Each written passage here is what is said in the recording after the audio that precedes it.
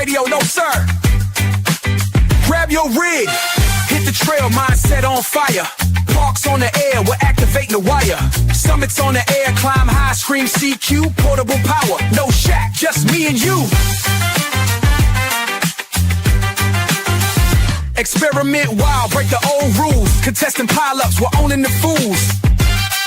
No age limit here, it's a state of mind. Kids table rebels, leave the boring behind. Heavy signals, crashing down. CQ, own the town. Poda, soda, contest roar. Ham radio, kids table forevermore. Beat, boot, bang, waves in the fight. This is our revolution, turn it up tonight. Kids table, not your grandpa's ham radio, your future on the air. QRT out.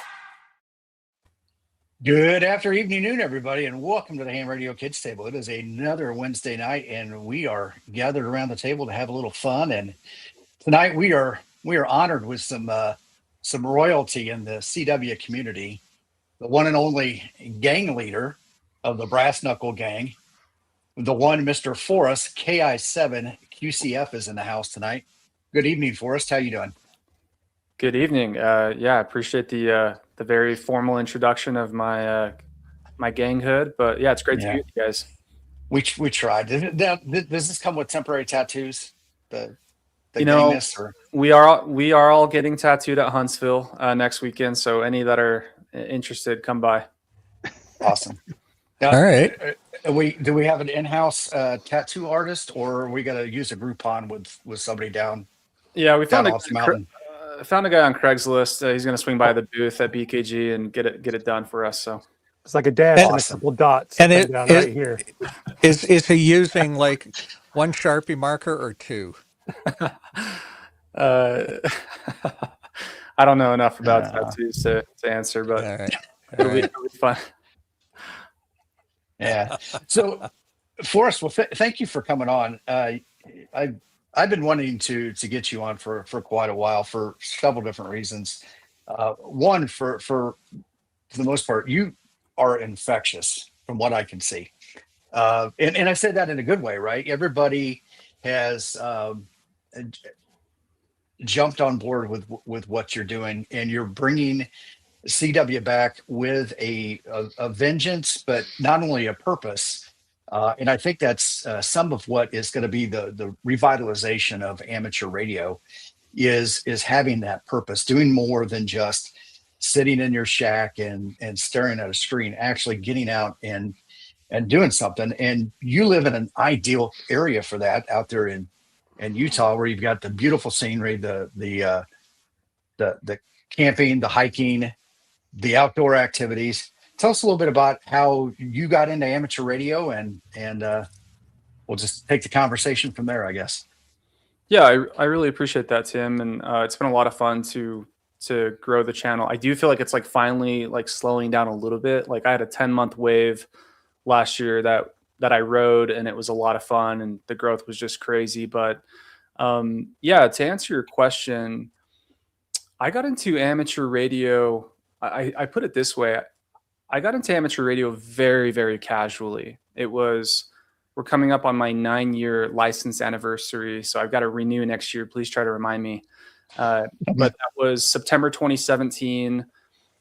I just remember thinking, I'm kind of into prepping. I'm into survivalism a little bit, like ham radio, having a call sign, and you see like the off-grid comms and the impact that amateur radio has, especially in like disaster situations, like we see it so often. So very casually, I just took practice tests. This is controversial, but I kind of remembered answers to the tests, and I kid you not, I did it in less than a week. So, I remember each day after work, she actually wasn't my wife at the time. She was just my girlfriend, but she was at work later, and I would have like an hour and a half, 2 hours to myself just to study. So I studied. And then at BYU, it's called the Wilkinson Center. That's where hams still get their license. A lot of them where I live. I went there. I failed it the first time. I missed it by one question, and they let you take it right again. I think for like $10 or something. And I knew I I felt like I got a bad question pool compared to like what I'd studied. So I was like, if I take this again, I will pass it. So I took it again and passed. And then, yeah, a week or two later, I got KI7QCF and did absolutely nothing in the hobby. In fact, I brought something to show you guys. So when I got that license, KI7QCF in 2017, I bought this Yaesu. So I purchased this in 2017. Take a wild guess when I made my first contact with this radio. 2021. 2 weeks ago. So, Wow. So was the battery still viable? I thought, it was, because I did make a few contacts. This thing's rock solid, man. This thing will never die. But nice. Yeah, I took it up on a summit a couple weeks ago, and I keyed it up. I called CQ Soda 2-meter voice and made a couple contacts. So it was really funny to me to think it took me 9 years to use that radio. But to funny. cut me off at any time, it's kind of a longer story. But that's when I got into it. Fast forward to the beginning of 2024. My uncle John, K7CO, had posted a YouTube video of him doing POTA. And I couldn't define POTA, nor could I have defined CW, despite having had my license years prior. I didn't know what CW was or what it stood for. I did know Morse code was like a fringe part of amateur radio, but I even remember in my mind years ago thinking, like, who cares about that? Like, I would never do that. And he was doing CW POTA, and I think two major things happened when I watched that video. The first one was, there's no way he can understand that. Like, hearing dits and das, there's just no way that anybody knows what that is. And then the other thing was, like, that's kind of sick.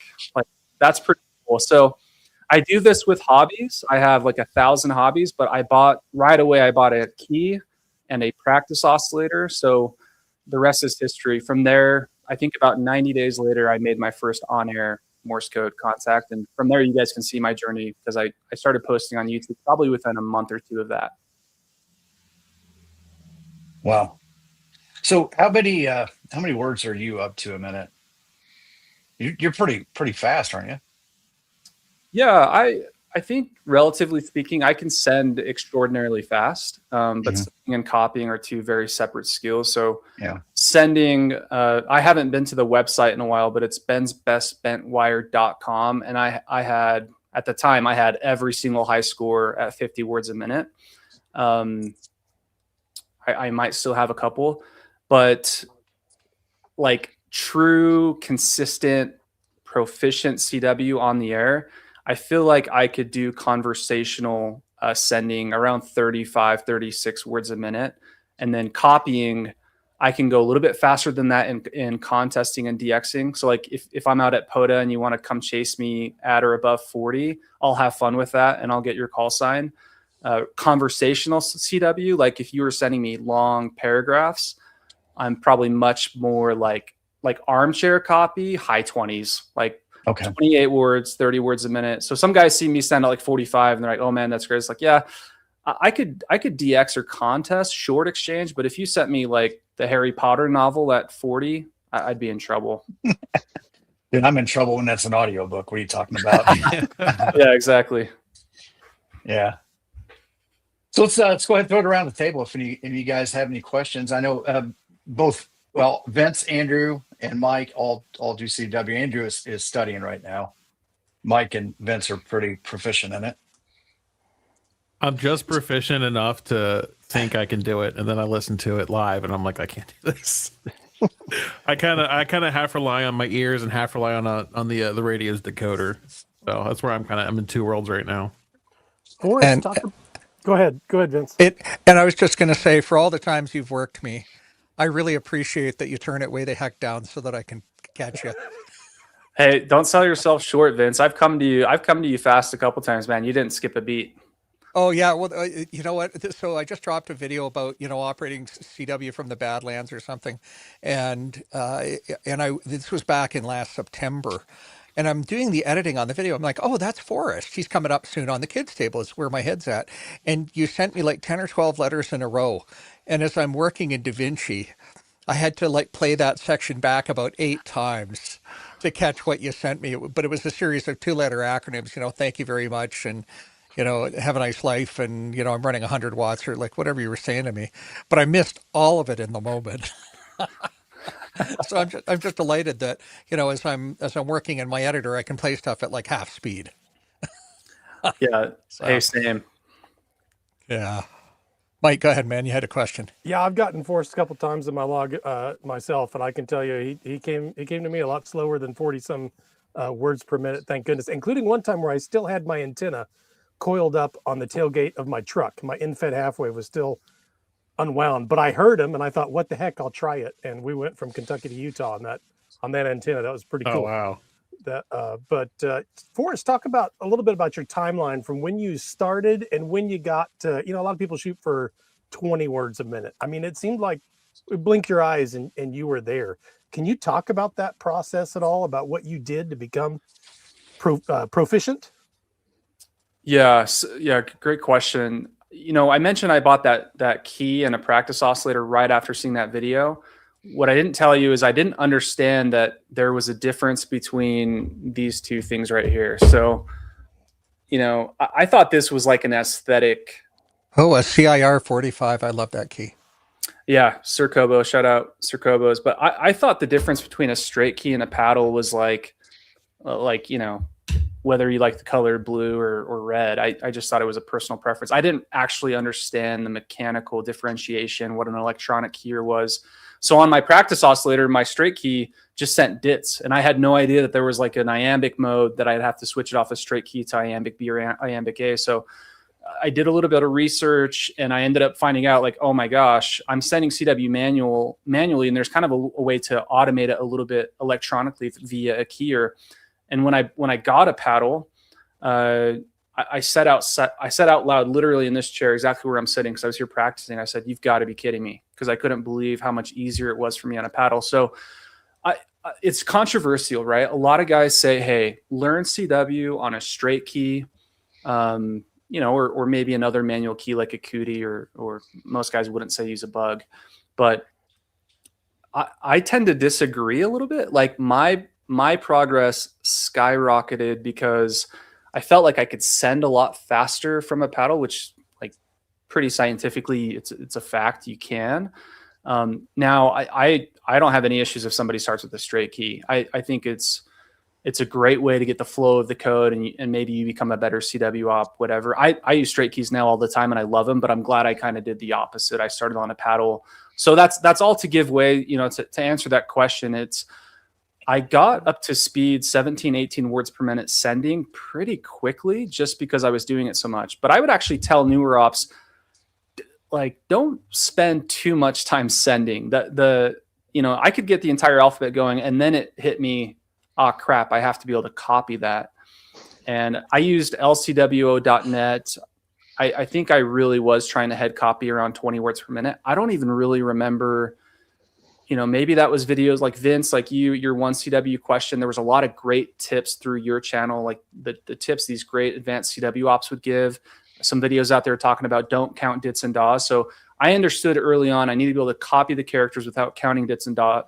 So I'm glad I didn't start at like 5 words a minute, right? Like many of you guys probably passed that novice test, studied 5 word per minute CW. And I think some guys kind of get stuck there. They try to make it to 10 words per minute. But my first QSO was Tim K50HY. I probably worked him 17 words a minute and made multiple mistakes.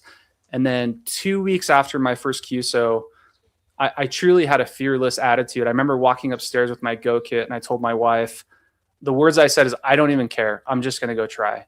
And I was so terrified. And I still have that logbook right here. It's just to my right, April 13th, 2024. And my first QSO was November Victor Charlie Delta.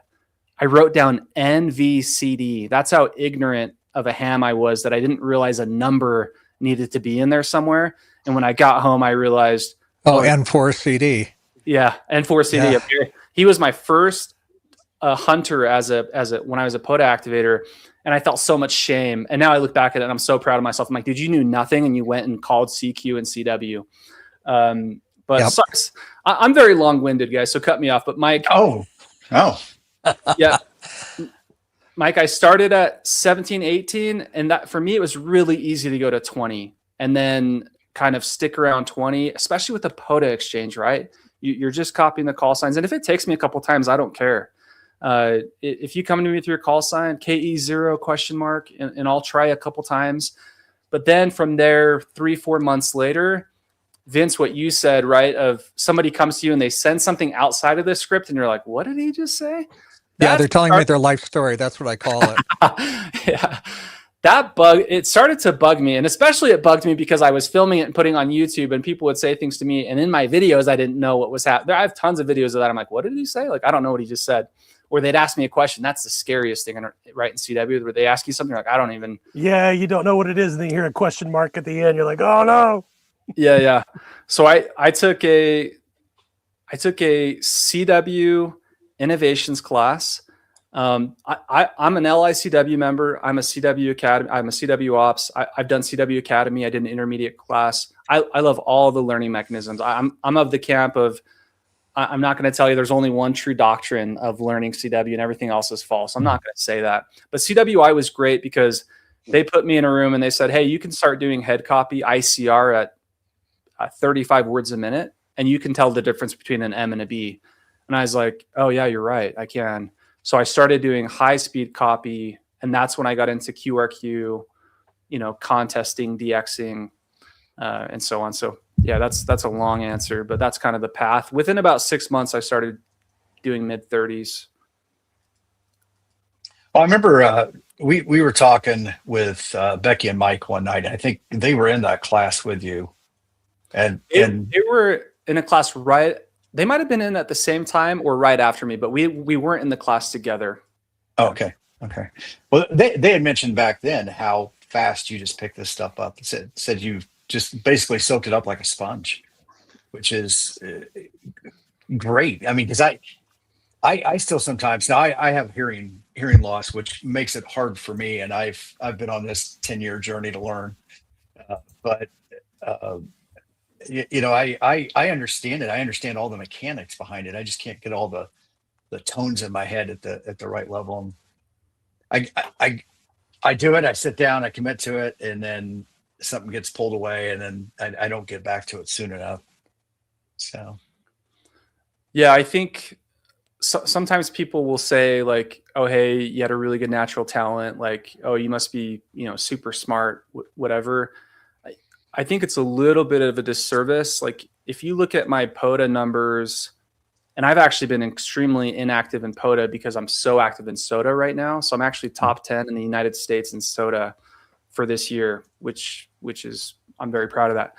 But I have 794 activations, and I activated my first park April, and none of those are twofers, by the way, not a single twofer. Those are all individual activations. And I'm not anti-twofer, but I'm just pointing out. I was that active. I made tens of thousands of CW QSOs in a 22-month period. So I make the joke that I have these two guitars on the wall. I have a Fender Stratocaster, and I've got a semi-hollow body. If I had put the time I put into CW into those guitars, I would be John Mayer, baby. Yeah. I would be, but I suck. I suck at the guitar. You guys could offer me serious cash to start playing live on stream. I'm not that good. But I say that to you get out of CW what you put into it. And if you get on the air frequently, and POTA is such a fantastic format for that, you will increase your proficiency, like no matter what, because you're investing in it. So I did an egregious amount of POTA to where I was on the air that frequent, daily. That's how, I got really comfortable really quick. Yeah. I can because I had Forrest in my ham alert during that period of time, and I had to take him off because my phone was just going off all the time. Sorry, Forrest, you've been muted. I'm just gonna assume if I'm gonna want to talk to Forrest, he's out there somewhere. You'll find him. And I can relate to the constant activity. I have a state forest right behind me, so I'm literally a 5-minute drive, and I'm in there. So POTA for me is it's a therapy session. I go out there, I hang out in the woods, I'm with Mother Nature, and I get on the radio and I have fun. So same thing. I have racked up 22,000 QSOs over there in the park just because I got a lot of stressful stuff going on at work. So, but so I can relate to that. Just getting out there and doing it and having fun and constantly making contacts. But one of my thing, I used to have mic fright, and finally pushing myself, just saying, you know what, I'm going to go do it. POTA was the thing that got me over that mic fright on the air. I probably wouldn't have been able to live stream or even do the videos like I'm doing if it hadn't been for POTA forcing me to get out and just throw myself out there. Yeah, POTA's nice because it's so formulaic, and it's the same kind of thing with I just totally drew a blank on what I was going to say there. I'll throw it back to somebody else. Hey, well, look, we've got a bunch of Brass Knuckle Gangers that have joined in on the chat. So Ellie Bean, KM7 EVC, AE6 said Chris in California, and I know there are others. I just cannot find you all in here. Oh, Tommy of Troy, crew member, and many others. So we're delighted to have you folks come along this evening with us. Absolutely.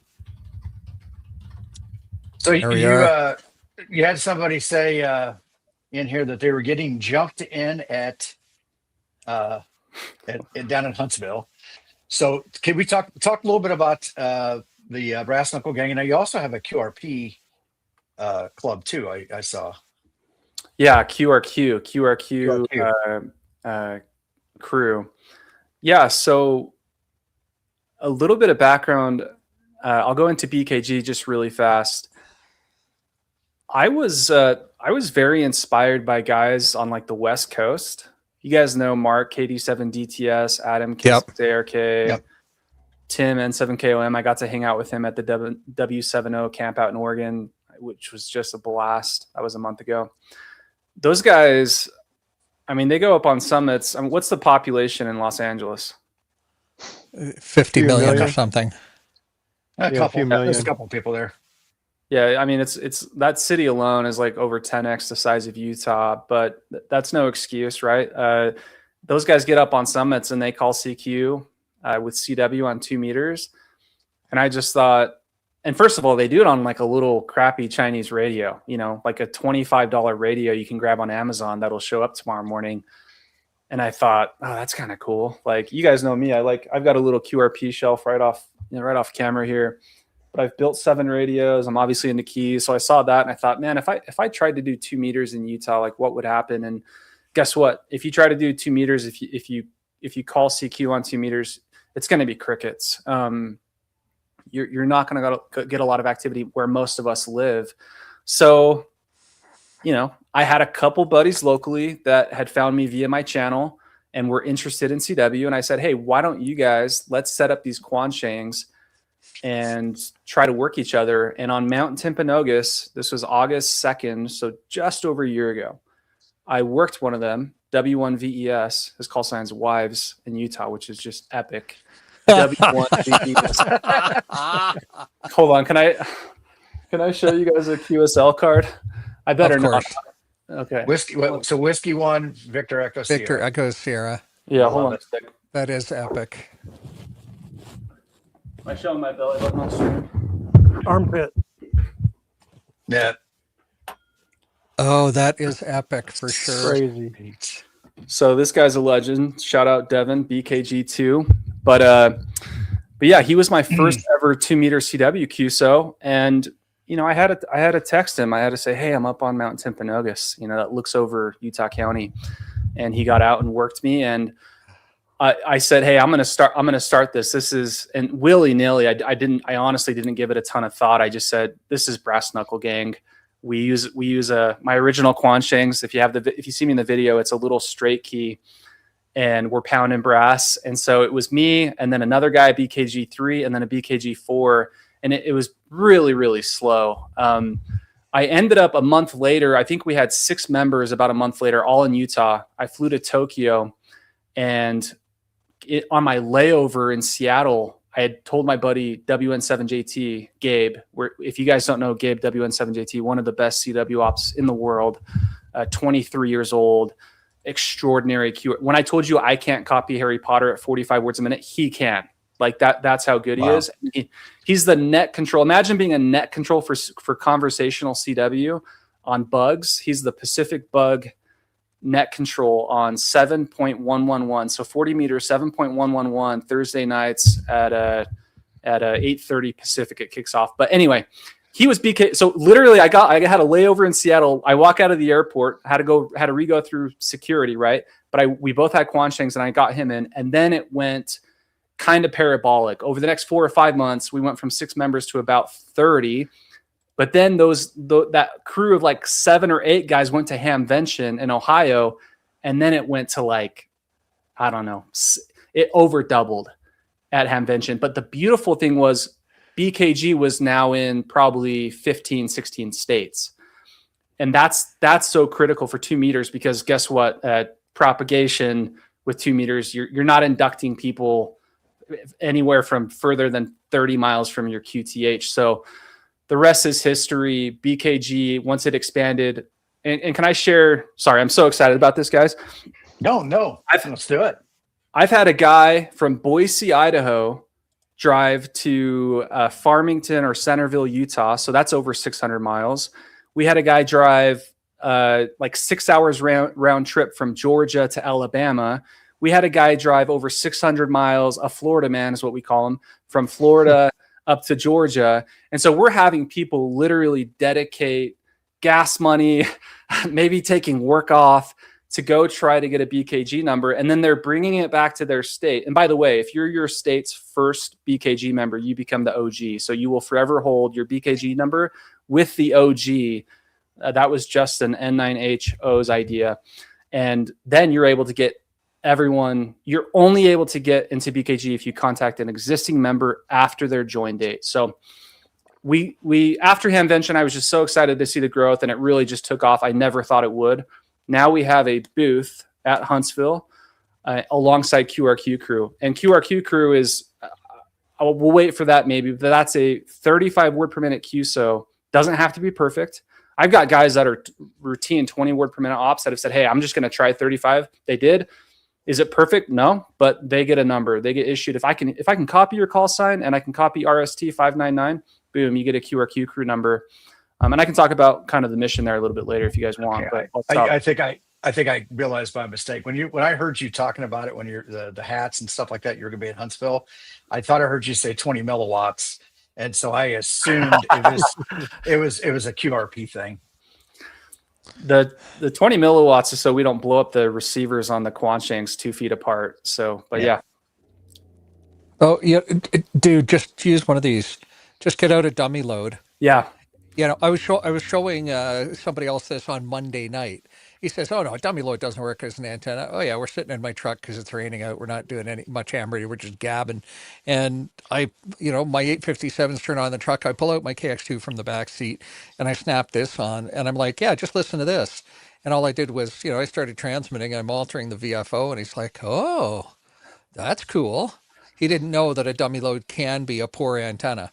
Mike, N2MAK, and I, one of our videos, we did a cross-border activation, and it was his first CW contact, and we did it dummy load to dummy load.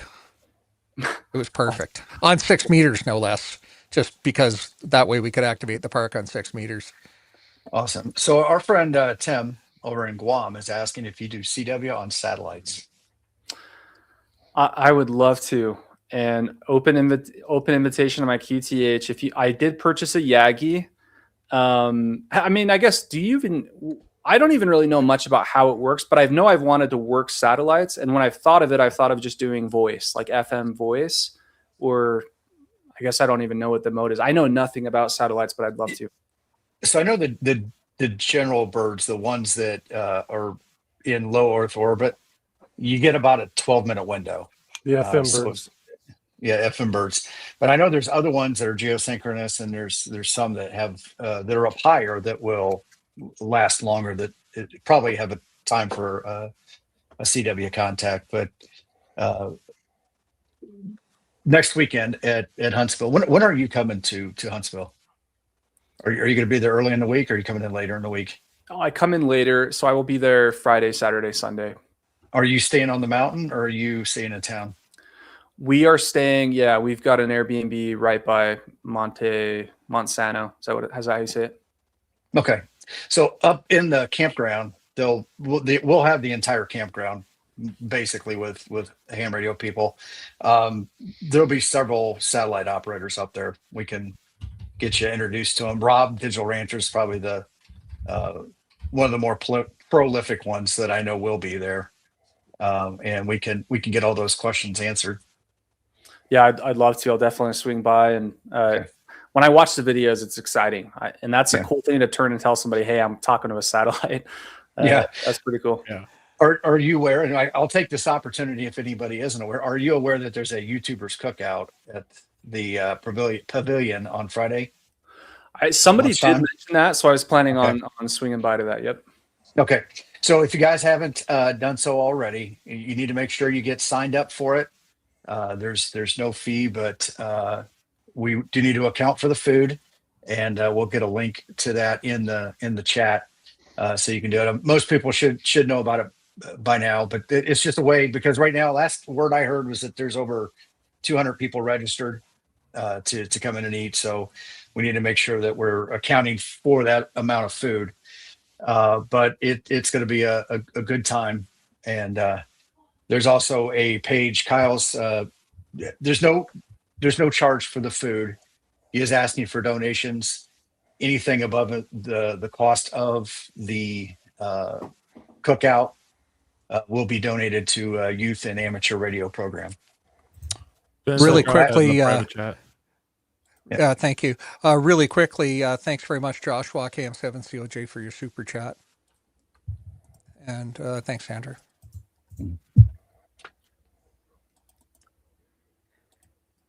So last year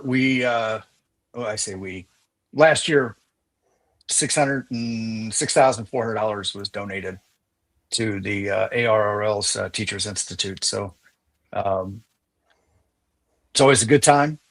There's all kinds of prizes, donations, things like that will be there too. So raffles all day long. Fantastic. Yeah. And it's a soda summit, and it's a POTA park. So I'm definitely doing the soda. I already looked at the map, and I'll be doing a soda there. So that's exciting. So you can actually do the soda from the pavilion. And last year, Mike and Becky actually had 2 radios set up on opposite ends of the pavilion, and they were walking people through. I made my first CW contact there with Becky from the other side. So Mike was there helping me out, but they were doing that to get people on the air and on CW. So I did make an official park CW contact, which I guess maybe I might even get jumped in myself. I don't know. Hey, is there a requirement to actually know CW? No, not at all. You just got to make the contact. Just make a contact. Yeah. When I made my first QSO, I used a script. I read from it. I was cheating. I couldn't copy. I was just like, okay, I know how to send this. I know what BK, and I know how to copy my call sign. Those are the requirements to hunt. And once you know that, you can just hunt POTA all day long. Yeah, Brian says he's going to be there. Probably Brian, you will be there. Brian's got a shift in the BKG booth, so watch out. He's there we go. Strapped with his Quan Shang. So do you guys like bolt straight keys on the side of them or anything, or any models with a bug on it? Or I did mine, I zip tied a 3D printed straight key to mine. Oh, neat. Okay. Well, let's see. I figured why make it more difficult? Yeah, I'm sure he's got something way cooler. What? Way cooler than a zip tied 3D printed key. Yeah, yeah. Sure he's probably got a big alley, Yeah. strapped on the side of it there. So kind of got blurry there. Can you guys see me okay? Yeah. You're almost 5'9". So this is the original. This is my first Quan Shang, and this is how I rigged it up. And you'll notice we even have some brass knuckle knobs. That's cool. Ready to go. That's hilarious. But the latest version This is the NR7Y mod on the K1. So you'll notice it's actually quite a bit smaller. It's got the BKG on there as well. We go pretty hard, but the reason I show you guys this is this has a new firmware that, again, this isn't FM modulated CW. This is true CW. It's a PCB rework, and I mean, this radio does 45 words a minute. So I actually use this with a paddle now. But the reason it's called Brass Knuckle Gang is the original ones, I mean, you really had to use a manual key, but that's kind of since changed. And now we have all the modern technology a ham could desire in a 2-meter CWHT.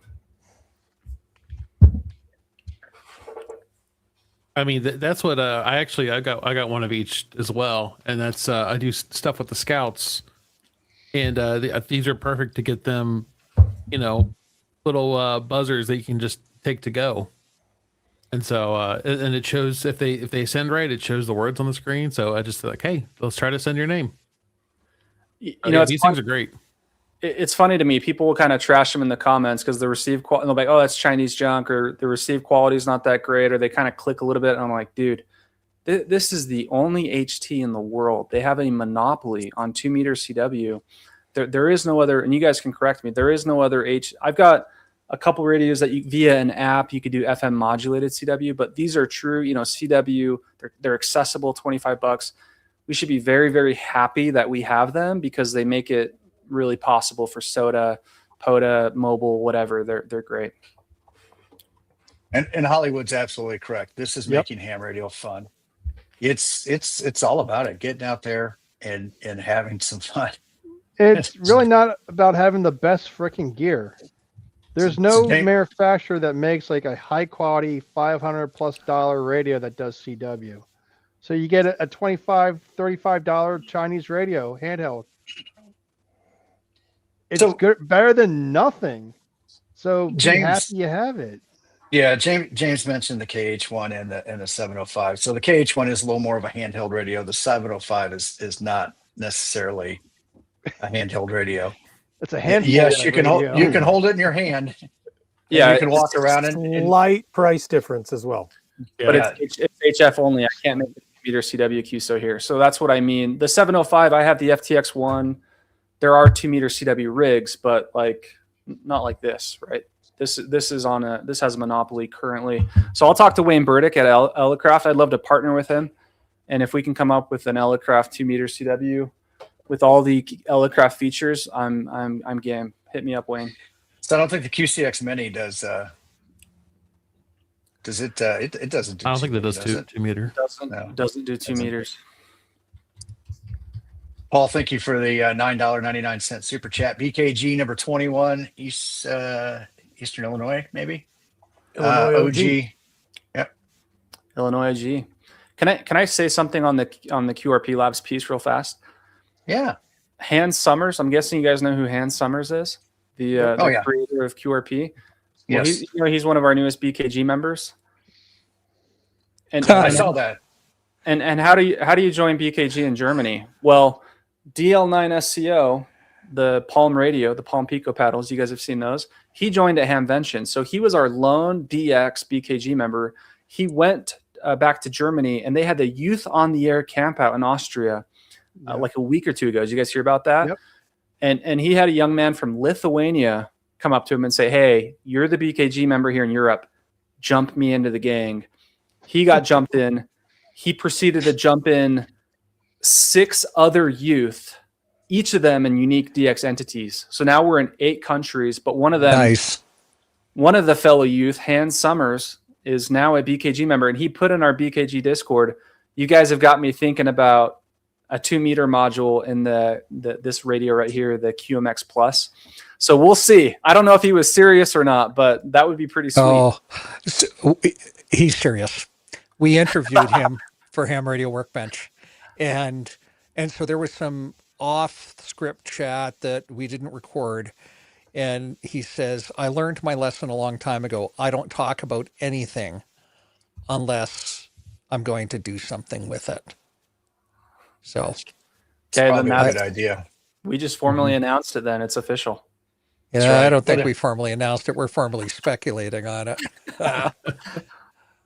You know, some radio manufacturers like speculation, some do not. Yep, that's right. That's we know. So, Indeed. a couple Saturdays ago, Mark, and I'm drawing a blank on his call sign. What's his call sign, Vince? N6MTS. Mark Smith, you mean? From Los Angeles. Yeah, San Luis Obispo. Yeah. Soda Plus, Mark. KD7 DTS. DTS, yeah. DTS, there we go. He came on and was talking with Josh on the after chat, the Ham Radio Crash Course after chat. And man, I'd say he was just as excited about the Brass Knuckle Gang as you were just a few minutes ago, Forrest. And I tell you what, it was refreshing to hear that, to hear people be excited about amateur radio, about an activity in it that is infectious. I mean, it is absolutely infectious. But what he really started talking about, and I love how you've done this, and I don't know if this was on purpose or if this just kind of accidentally happened, but there's this aura of 1980s multi-level marketing. You know, Tupperware, Amway, all of the multi-level marketing schemes of the 80s is in this, where you're out recruiting other people, and it just goes from there. And well, and you get earlier Forrest said, "Oh, it's nice to see my downline here." I'm like, did we do the Amway handshake and I missed it? Is that a pink Mary Kay shirt he has on? Exactly, right? I totally forgot Mary Kay. Yes, and Brian says it's not a pyramid scheme. It's an inverted funnel system. Yeah. I can't remember. It might have been Justin N9HO or JW6JY. I've got a couple guys that kind of help me. They're admins. I'm not very tech savvy. Fun fact. So they do my websites. By the way, the bkg.club website. The story behind that was I told Jay, I said, make this look like Jesse Pinkman from Breaking. If you've seen the show Breaking Bad, Jesse Pinkman has a horrible website in there that Skylar finds. It's Walter White's wife. And I told Jay, I said, make my BKG website look like Jesse Pinkman's website. So it's pretty hilarious. But on that, you know, we thought, hey, we've got the roster. We know who's recruited who.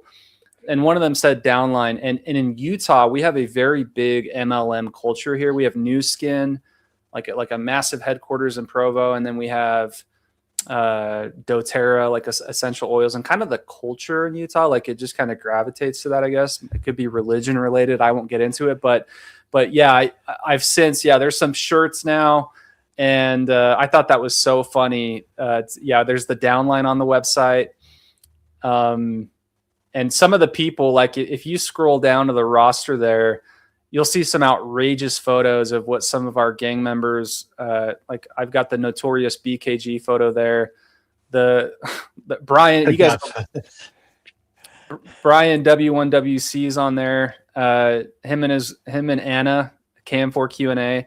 There's some funny pictures where people have done face tattoos, and there's Connie W6CFI throwing up the gang sign. We don't mess around, guys. This is a serious gang. And the idea behind that, why is it a gang? Is it's like, if you make something cool, people will do it. It's like Stance socks. The creator of Stance socks says, if you make something look cool, people will buy it. So people buy Stance socks.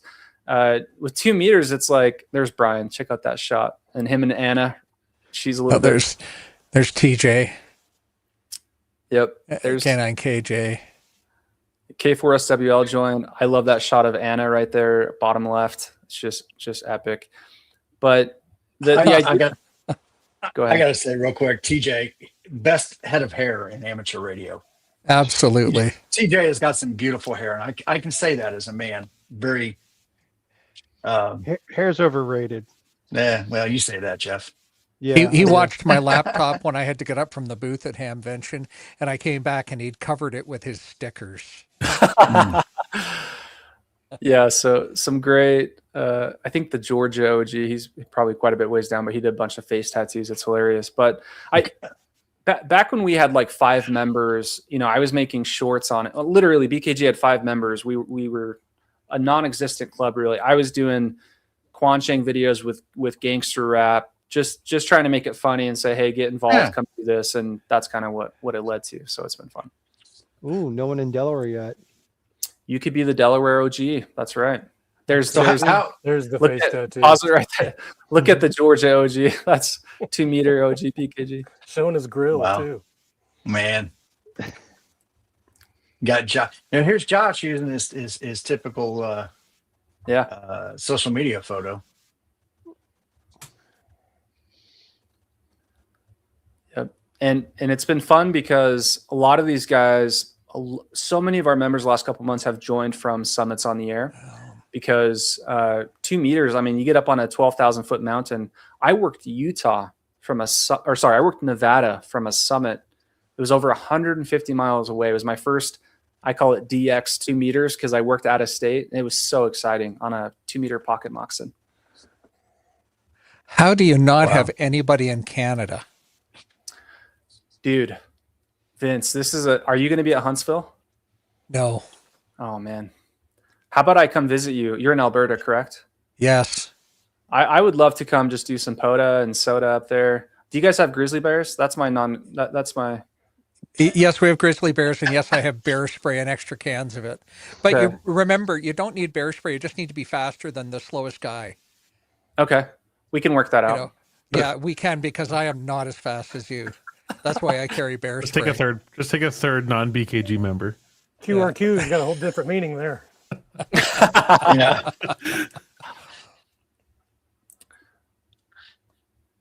Yeah, come on up and I'll introduce you to a bunch of the POTA guys, because there are a number of POTA guys walking around with these modified 2 meter, or soda guys, I mean, in these parts, the V6 soda team walking around these modified 2 meter rigs. And I was at W70, and a lot of those guys had Quanchengs, and they weren't even CW guys. They were working because this has single sideband 2 meters, which I was too dumb. I was like, oh, I just thought you would just do FM voice, but they were doing single sideband 2 meters. And so I saw them doing that, and then when I got home, I've done that. I've been calling CQ soda on it. I've done FM voice on this, so now I'm kind of using it as a multi-mode radio. And it's just such a great value in my opinion. I think it's a cool radio. Well, I'll always tell people that I think Baofeng probably single-handedly saved amateur radio. And I know a lot of people get upset about the Chinese radios, but it's a way for somebody to experiment to see if this is actually something they want to do before investing a lot of money into buying a more expensive rig. And if they get in and they like it, I mean, I bought one, and I think back when I bought mine, they were like $60. Within 2 weeks, I realized that it was not going to be good enough, and I went and invested money in a better radio. But that was the jump that I needed to decide I wanted to invest money into the hobby versus going out and buying something then not being happy and moving on. Yeah, So, anything that makes the hobby more accessible. I've given away probably over 30 Quanchengs that I've rigged up, and most of those I shipped in the mail because people want to get involved. People want to. It's exciting. It's fun, and CW is just cool. People are catching on that it's really, really fun. And the nice thing about the Quancheng, I know you kind of want to be anti-decoder. I'll say that, Andrew. I know you brought that up earlier, but decoders will kind of make you dependent on it. But it is nice that when you transmit on it, you can see the code. I do think that's great for practice. You need to be able to see, can I send my call sign? Can I space it correctly? So the Quanchengs are fantastic. So, and the other thing I like about the Quanchengs, they're a hacker's radio. You can get in and hack on it, and there's several tutorials out there on how to do that and modify the radios to do the CW, to modify the radios to do, I think, HF too. I think I've seen that some of the last generation of the Quanchengs, they could do HF on them. How good, I don't know, but you could do it. Yeah, I think I've seen that. I think I've seen like 10 meters on some of these HTs, which is crazy. Yeah. So what are your like? I guess I want to know what's your favorite probably HFQRP rig you got? Ooh, good question. Yeah, I know you got a big old shelf of them. I love seeing that. Yeah, so I kind of answer that question in two ways. I have like my favorite radio that I'm like romantic about, that I think is the coolest, which is the Elecraft KH1. Yeah. I like to think I've done a lot of marketing for these guys with the KH1. This is like in all my videos, you'll see me with this, right? My favorite radio to activate with is the KX2. I think the KX2 is the premier QRP field radio. It's a little unfortunate, it's so expensive, but you know, I notice when I'm 10 watts versus 5, and you guys might cook me scientifically, as the kids would say, but I notice it. I notice kind of bad conditions. I'm glad I have a little bit more power, and it's a very small radio. So I actually always carry my KH1 and KX2 when I hike with a Quansheng. That's kind of my soda go bag. Del Fargus says he hacked his old Quansheng to do 2017, 15 and up, receive only. Wow, that's cool. Yeah. What about that call sign, Forrest? That is not a CW friendly call sign. Any plans to change it, or do you love it for that reason? Mike, I'm gonna not take offense to that comment, and we're still gonna remain friends. First you deleted me on Hamler, and then said no. Nice. It isn't. It's it has a heavy CW. That's one of my favorite videos I did. Is I said we had a Mike's gone. We just got rid of Mike. He's out. Did you boot him out? Okay, thank you. Booted him out. Offended the guest like that. I got franked. What happened? I made a club for plus size CW ops, which was like you had to have a CW weight. So you can put your CW call. You can put your call sign into a CW weight, and if it's over like I can't remember what I put, like 70, you were in. And so WB0RLJ, the POTA GOAT, the greatest of all time, his call, when I got his QSL card, it said since 1970, what does it say, 75 or 78? 1975. And I thought, man, that's pretty cool that he kept his call sign. And he has a cool story about it. I think he was 12 or 13. And I won't tell the whole story. Maybe it's personal, but I kind of just said, I like my call sign. And I kind of say I learned QRQ to make it not as long. So if I send it at 50 words a minute, Mike, it's actually not too bad. So you got to send it to me about 3 times. Well, Brian says that Forrest has a great call sign to hear in pileups. So my some of my actually my original VE group, I knew those guys when I got licensed, and one of them was a CW operator, and he told me my original call sign was great for CW. I just looked it up. The weight was like 74, I think. So I don't know. Seems kind of chunky compared to Forrest's. Gosh darn it. Well, that's easy for you to say. I know, man. There's some words I get jumbled up on. But I just popped in my new call sign, my current call sign, and it's 52. But it's a 2x1, so I'm sure it's probably easier. I'll never say never.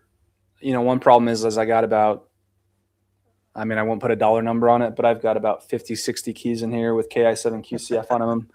One of them is a Bengali Sculpture Galaxy, which if you guys don't know, that's a bug, a machined bug from Italy with KI7QCF on it. But I'll never say never. Maybe someday. I definitely feel it contesting. I feel it working DX. I've had DX entities where I was, a vanity away from getting that in my ARL logbook, but it is what it is. Plus, it's kind of my identity a little bit. My channel's called that. My silver play button has KI7QCF, so I'm kind of married to it now. I ought to just get it tattooed. Maybe we'll do that at the BKG booth. 76, it says your weight is. Yeah. We'll put it on. Go ahead. As long as they use, sterilized Sharpies for the tattoo, it'll be fine. Sounds like some jailhouse tattoos. Yeah. Let's not and say we did. What, jailhouse tattoos? Yeah, exactly. I mean, Hey, I hey, I think that would fit right in. hey, Forrest, what do you got coming up on your channel, man? Ooh, good question. So, I actually ran a poll today. I just got a DMR radio, and it does APRS, so it's an Anytone 890 UV. I got a couple actually. So I got this VGC VR N76, and I have a TID radio. I just got like 2 or 3 radios, and I hiked with the guy at W70 that was doing APRS the entire hike for his wife to spot him, and I thought that's really cool. And so I did my first ever like APRS test the last couple days, and I'm going to start doing some DMR. So I ran a poll on my channel. Is it okay if I venture away from CW for a little bit and do, like some Mesh-tastic or DMR and APRS and some other stuff? I'm really falling in love with the entirety of the hobby and trying to branch out. So, Right on. Cool. Awesome. I already voted yes. thank you, Mike. Oh, just looking through here, guys. Any quick questions for Forrest? We do have Ham Nation tonight. I'm committed, and I will take the heat if we go just a little bit long. But any questions for Forrest? I don't know about quick questions, but I want to ask more about favorites and least favorites, and Well, ask away. All right. Well, hey, you've got a beautiful collection of all kinds of keys. What if you did favorite from each category? Or let's just do favorite overall, and then what's your favorite style to send? Is it bug? Is it key, QD, straight key? You're speaking my love language, Andrew. And by the way, I've got all the time in the world, but just cut me off if we need to end the stream at any time. Just let me know. But yeah, my favorite key. I'm getting ready some paraphernalia over here. My favorite key of my entire collection, the one I have the most fun sending on, is a 1942 Vibroplex Champion. Yeah, and I got this for $100 on eBay, and I didn't think much of it when I bought it. I thought, I got a good deal on kind of a vintage bug. I had no idea how much I would love sending on this. The fact that it's a World War II era, and I really do love bugs. Shout out Adam AI4UH. He's a very active ham, big bug cootie guy, big SKCC guy. I think he commented, reached out on a video. He's like, hey, because I got really into paddles, right? I ditched the straight key, got into paddles, and then I wanted to reconnect back to a manual key. He said, try bugs, and bugs are so controversial. People, like, that's one of the funnest topics in CW is people hate bugs or they love them. And I absolutely love bugs. I've got a Bug Life sticker. I give these away for free. Those come, if you ever send me a QSL card, you'll get these just in my QSL card back. And this is a Jose Bautista walk-off home run. He does a bat flip. It's one of the most obnoxious bat flips in Major League Baseball history. And I've got a bug there, and it says "Get Swung On." You can't see it, but it says "Get Swung On," and that's kind of my personality with the bug. But yeah, but I could talk paddles and straight keys that too. But bugs is kind of my favorite. But yeah, I've got a large collection. very cool. I just recently got at last Hamvention. I got a Vibroplex Lightning for about I think I got it for about $80-$90, and yeah, I fell in love with it. Yeah, it's the most uniquely identifiable key to an operator that exists, kind of by accident. Like, if you choose to get proficient with a bug, and you can send dang near perfect code with one, but I can almost tell each of my friends from their bug fist. It's pretty special. See, and I even thought BKG originally was Bug Key Gang. That's what I thought it meant. That's awesome. I'll show you. This is my newest key. This is an RA1 AOM. I'm sure you guys have seen the Russian. Oh yeah. These are they're just stunning. It's a custom stone, so each key is one of a kind, And then I don't know if it's stainless steel or what he does underneath, but they're heavy. And my QSL card has my single lever RA1 AOM, which is this guy. It's my white marble. It's just beautiful. So I really love these guys. Love Big Ollies. Love N3ZN. I haven't met a key I didn't like, I'll be honest. Sure, some I prefer over others, but it's a really fun part of the hobby to collect them. Yeah, indeed. Well, really good, Forrest. We, like I say, we started off the stream by saying we're so excited to have you here, and Absolutely. the great growth that you've had in Brass Knuckle Gang over such a short amount of time is, frankly, a testament to your enthusiasm. Thank you for continuing to spread the gospel of CW, and your enthusiasm. It drives a lot of people to the hobby. It's great to see. Yeah, it's very kind, Vince. And man, I was watching your 1CW tip back April, May, June 2024. So it's been a lot of fun to be with you guys. Thanks for having me. And at the end of the day, like each and every one of us, you know, we have that opportunity to impact others and just share our passion. And it's been a lot of fun to see. I watch Traveling Ham. That dude's in a different state when he hunts me every couple weeks, seems like. Freaking psycho. Just, dude, have you done all 50 states? 48. I'm short 48. DC, Alaska, and Hawaii. And I'll Wow. get DC this year. Yeah. Hey, DC is not a state. Let's not. Yeah, don't forget course. that. Let's not encourage It's anybody. POTA rules. POTA rules. All right. It's a free. All right. Hey, so we should go around the horn. Jeff, what do you got coming up on your channel, man? Dropped the video last night. Time flies. That one's kind of taken off. It's about the Radiotti HF 010 antenna. Doing pretty good after 24 hours. Quite surprised. I got to get the other half of that video done, which is just the QSOs to prove the fact that I actually made those QSOs with that antenna. Did a POTA over the weekend. 35 minutes on the air and 50 contacts. That was kind of insane. It was a constant pileup, I believe it was. I have not rewatched it yet. So Sunday morning, 20 meters was burning. Oh my God. So many projects that I'm working on that I just can't get to everything. I started a programming project that I did the basics on, and now I just have to do the customization and then all the official stuff after I get to that. So that's like one of the most exciting things I'm working on. But then I'm working like on a bunch of smaller radio stuff. So we'll see what happens with those. Got a lot coming up. Yeah, so we'll see what happens. Cool. Andrew, what about you, man? What's coming up? Let's see. This week I screwed up the post, and I only posted like a quarter of the video. I had a failed POTA, and I just wanted to show everything in my failed POTA, so I put that up. And then next week I got the redemption arc complete with some Skyline chili cheese conies. And yeah, beyond that, I don't know. I'm still I'm reading books from Mike into MK, his summer reading challenge. So I'm trying to get through a few more books. And then I'll hopefully talk about those. Awesome. Real good. Mike, what about you, man?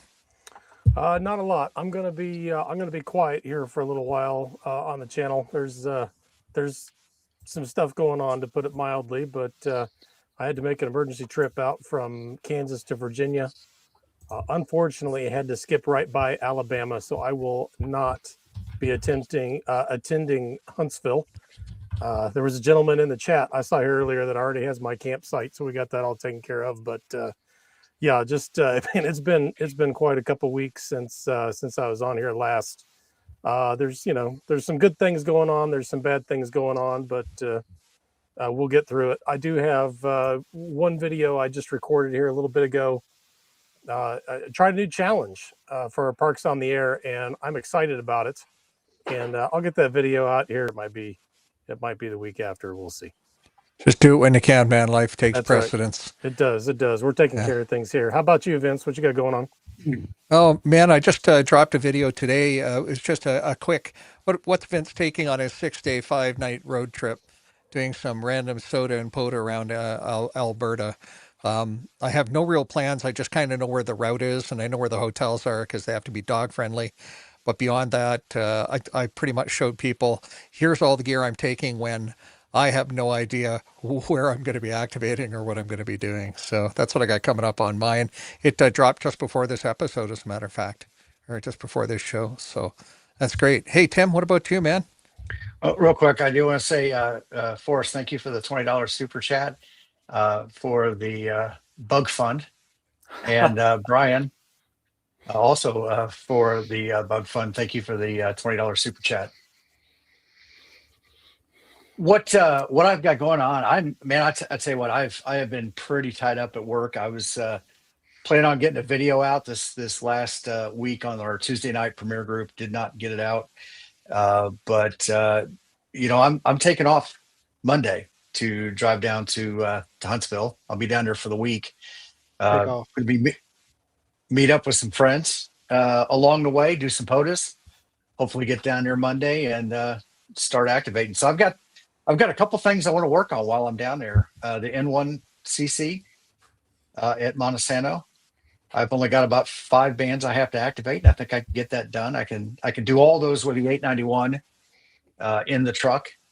So, between the 891 and the 2-meter rig, I can get the rest of the bands to get that done, and maybe get the kilo there at the park too while I'm there. Do it. Take a dummy load and do your 80, 160, 60 meters as well, because I bet you have only a 40 meter and up antenna for HF. I do, but I'm thinking 40, 30, 20, 17, 15, 12, 10. Take a dummy load. Yeah. And do your 160, 80, and 60 meters as well while you're there. And I had 6 meters. I had to have another dummy load. Yeah, oh yeah. Well, we'll get it figured out. We are going to work it out.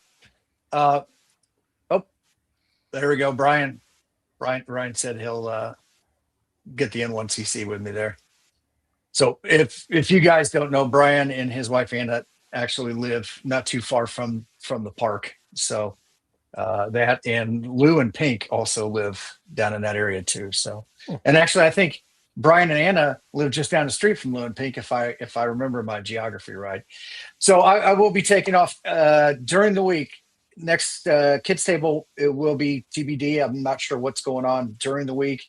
And same thing with my Sunday morning live stream from the park. If you guys saw that last week, that was a disaster in and itself, but got through it. And sometimes, that's the unfortunate thing. You go out to do those activations and it doesn't always work out the way you want it to. So, but actually, I didn't even think I activated, but we got to do some stuff, and I did get a chance to talk a little bit about Sebastian's new project, Halo. If you guys haven't seen it already, I'm sure you have. We did it here on the thing. But other than that, guys, let's get out of here. I'm gonna go ahead and drop a link for Ham Nation. You can catch that already in progress. Done. But that link is in there. All right, awesome. Well, thank you guys, everybody. Have a great week. Hopefully we'll get to see some of you in person, face to face next week. And we will talk to you later. Forrest, if you want to hang out after we finish out here. Yeah, I got him. Thanks, All everyone. Right. Cool. Thank you. 73, everybody. 73. 73, everybody.